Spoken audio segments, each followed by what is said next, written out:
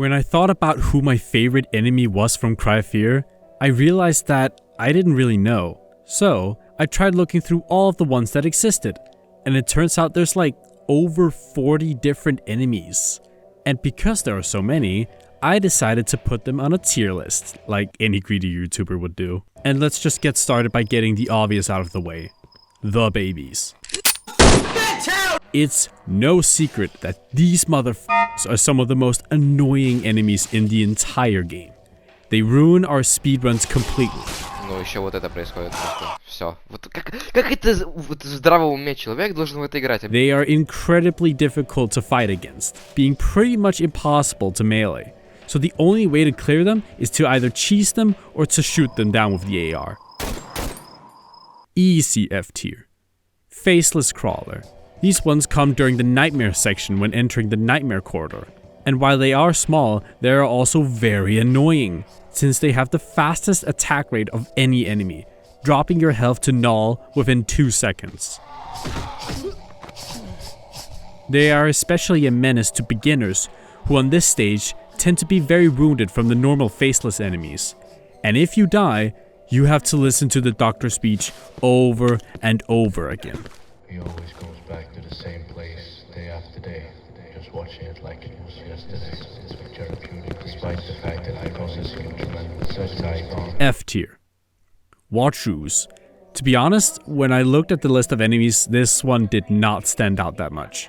It's found in the co-op levels of Cry of Fear, and is essentially just an inferior version of the flower.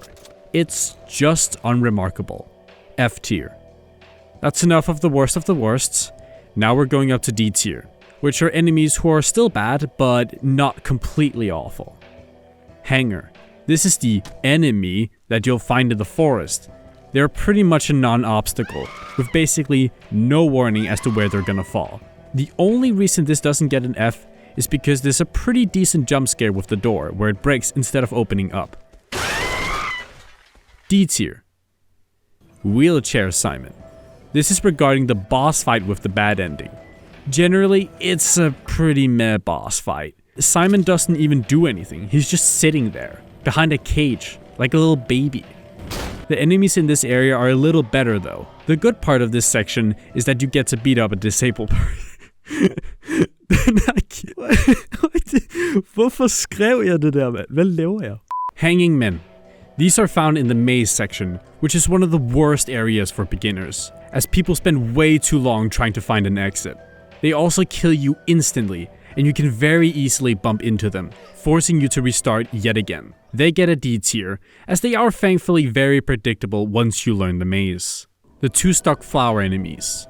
Right after seeing the flower, you get to see 2 slowers who have been tied to a wall. And while they are basically just slowers, they're unremarkable, easy to kill, and almost a non-threat. D tier. Faster, or what I like to call them, Karen. Now, design and fighting wise, these are much more fun to fight and kill. The reason they go so low is because of my personal bias against them.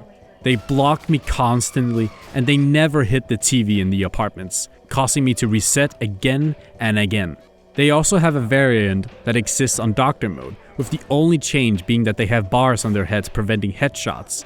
Overall, just D tier. The Doctor.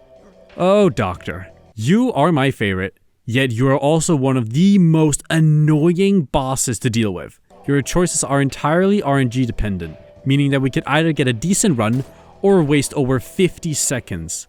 Peak.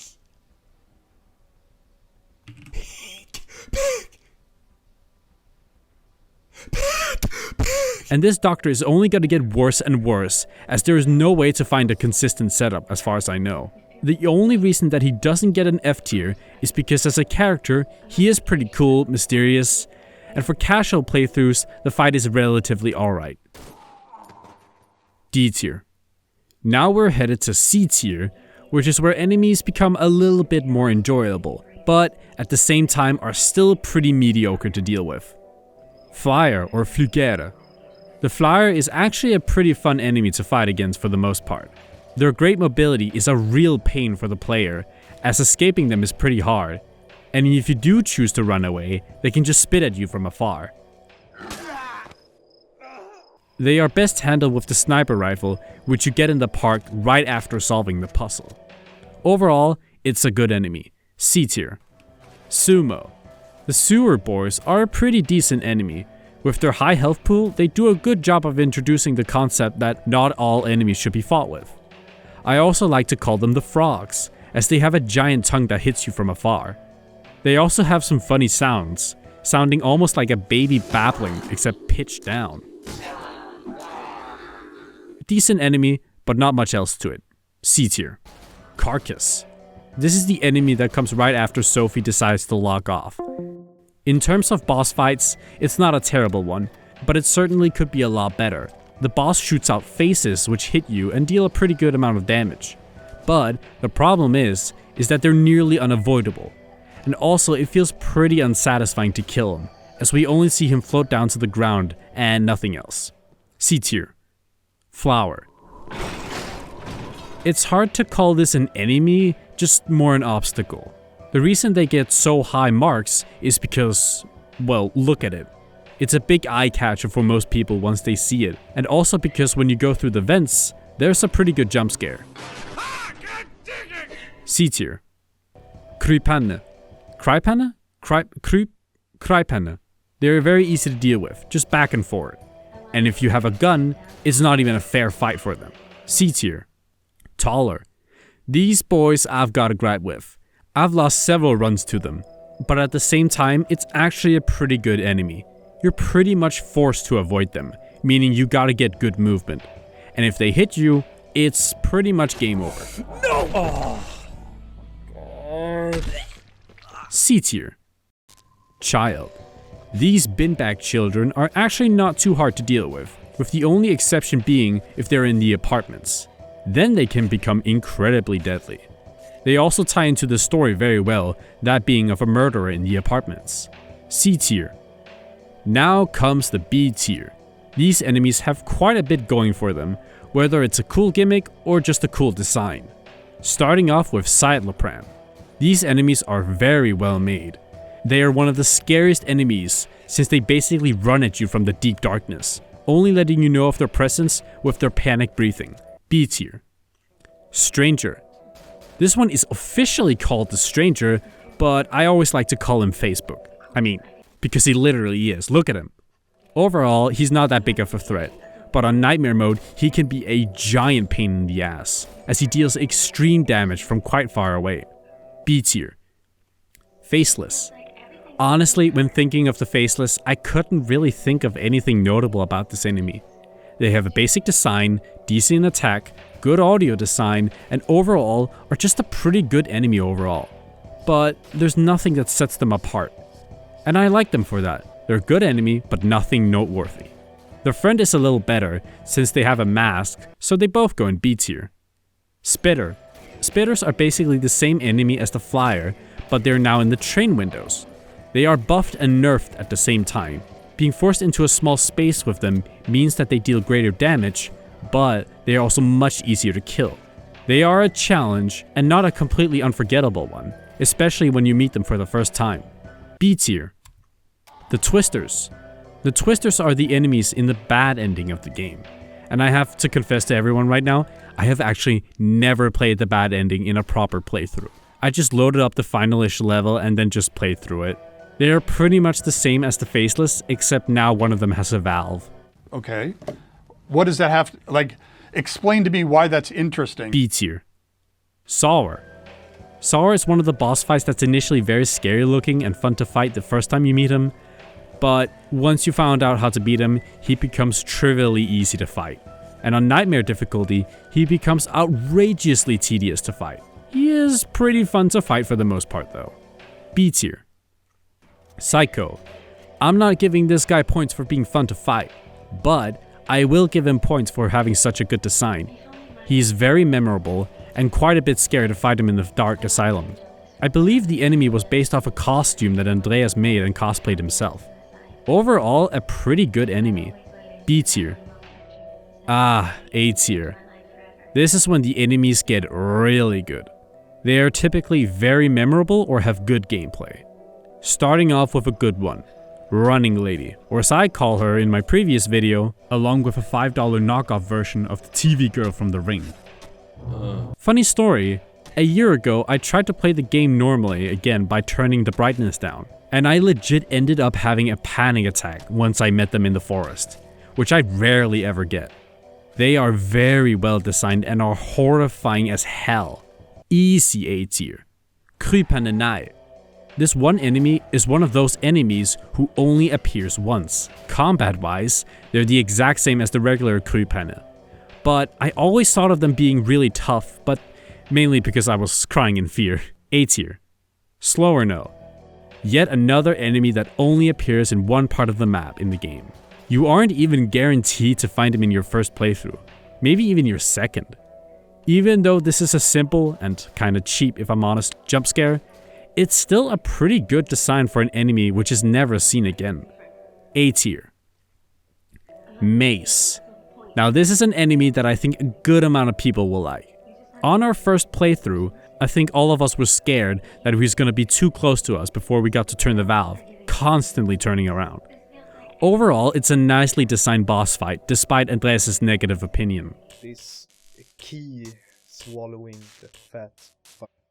I really not happy with that idea, with him swallowing the key. It was not my idea from the beginning, it was from a classmate from college. And then I added it, and I can't just cut it out. Looking at the remake that Andreas has scrapped, the boss fight looks a lot different, with corridors rather than one big room. A tier. Slower. The first enemy in the game. There is simply nothing quite like them. They are simple to learn, basic, yet so nice to fun and fight against. You have to plan your future fights with them, as you need good stamina for dodging their attacks. So you always gotta be wise to their presence. And if you don't, you get punished. A tier. Their friend the Crab is pretty fun to play against, except this time you have to use a gun, because melee is really hard to do when they're so low to the ground. They go along with slower. Now comes an absolutely disgusting enemy, the Crazy Woman. This is the enemy that uses telepathy to force yourself to commit game over.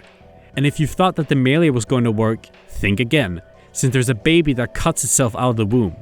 If you really think about it for a moment, you'll realize how horrifying this is. But because she's got PS1 graphics, it's not too horrible to look at. A tier.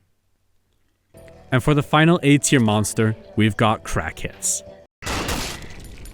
who is one of the best and most annoying enemies in the entire game. The good thing about them is that whenever you kill them, you get a fully loaded clock. And on Nightmare difficulty, we literally have to time our saves based on when these f***s appear, because they can headshot you and deal crazy damage. This is the type of enemy that CSGO users are best at killing, as their heads are relatively easy to hit. A tier. Now for the moment we've all been waiting for, S tier. And who else to start with but our favorite boy, Michael Myers. There is nothing special about him, yet he is so beautiful and fun to play against. He is the most beautiful of them all, and very iconic. Easy S tier, nothing less. Next up is the Giant Head. This is the signature jump scare from Cry Fear. He is pretty much the base of every horror compilation, as the setup for the jump scare is absolutely perfect.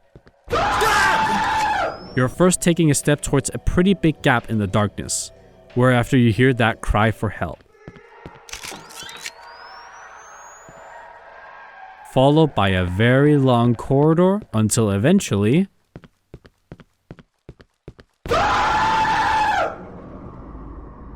It's iconic, it's well made, it belongs in S tier. Next up, Book Simon.